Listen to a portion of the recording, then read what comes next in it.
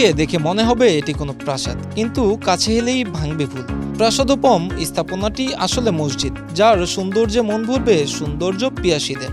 দৃষ্টিনন্দন এ ধর্মীয় স্থাপনার অবস্থান ঝিনাইদহের কালীগঞ্জ উপজেলার ১২ বাজার এলাকার মিঠাপুকুরে।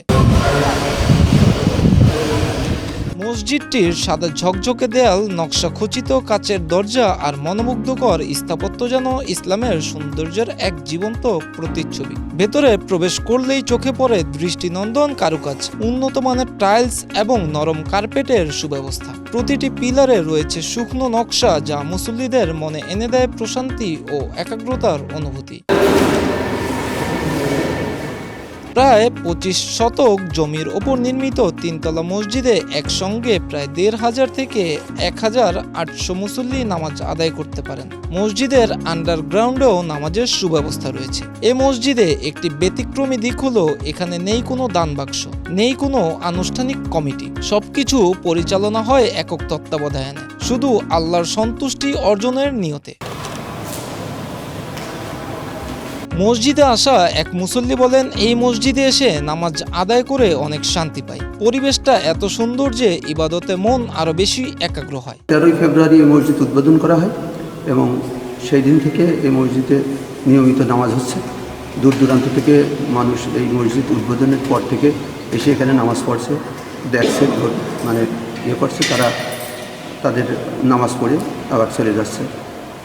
এইভাবে মসজিদ চালু রয়েছে। এখানে যে মসজিদটা হয়েছে এটা খুবই সুন্দর এবং এই এলাকা নয়, আমার মনে হয় বৃহত্তর খুলনার ভিতরে এত বড় মসজিদ আমার সামনে পড়ে নাই। মসজিদে আসা আরেক মুসল্লি বলেন, যারা এই মসজিদ নির্মাণ করেছেন আমরা তাদের জন্য দোয়া করি। দূর দূরান্ত থেকে মানুষ এখানে নামাজ পড়তে আসেন। খবর পেলাম যে ১২ বাজারে একক ব্যক্তির প্রচেষ্টায় একটা মসজিদ হয়েছে, যে মসজিদটা সামাজিক দলাদলি বা অন্য কিছু অন্তর্ভুক্ত নয় এবং এই মসজিদে কোনো দান বাক্স নাই এবং এই যে নামাজ পড়তে হয় যে দান বাক্স পাতাপাতি করে সামনে, এরকম কোনো বোধহয় মসজিদ না। তো শুনে আমি মসজিদটা দেখতে আসলাম। তো দেখে আমার খুব ভালো লাগলো যে এখন প্রচেষ্টায় এরকম সুন্দর একটা মসজিদ করা হয়েছে, যে মসজিদটা এই অঞ্চলের লোক বেশ সন্তুষ্ট এবং এরকম মসজিদ আমরা অনেক জায়গায় দেখি তৈরি হয়, কিন্তু বিভিন্ন জায়গার থেকে অনুদান নিয়ে এবং হচ্ছে যে সাদগা তুলে ভিক্ষাবৃত্তি করেই মসজিদ করা হয়, কিন্তু এটা এরকম না। ৬ কোটি টাকা খরচ করে এই মসজিদটা তৈরি করেন এবং এই মসজিদে বেসমেন্ট দিয়ে প্রথম তলা দিয়ে এবং দ্বিতীয় তলা থেকে প্রায় ১৫ থেকে ১৮০০ লোকের নামাজ পড়ার জন্য নামাজ পড়ার ক্যাপাসিটি আছে এবং গত ৩ বছর ধরে মসজিদটা তৈরি হয়েছে।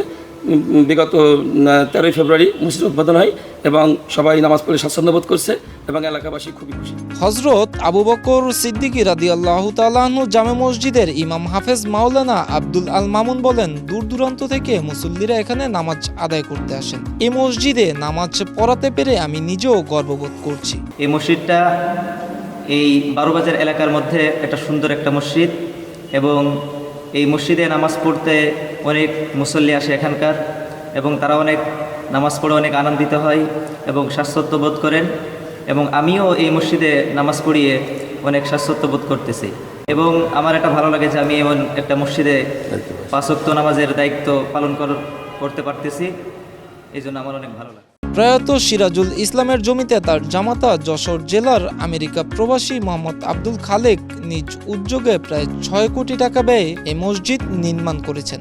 আজ এটি পরিণত হয়েছে ইবাদত, সৌন্দর্য ও প্রশান্তির এক অনন্য মিলনস্থলে। স্থাপত্যের নান্দনিকতা আর ইবাদতের আধ্যাত্মিক আবহে ঝিনাইদহের এ মসজিদ জায়গা করে নিয়েছে মুসল্লিদের হৃদয়ে।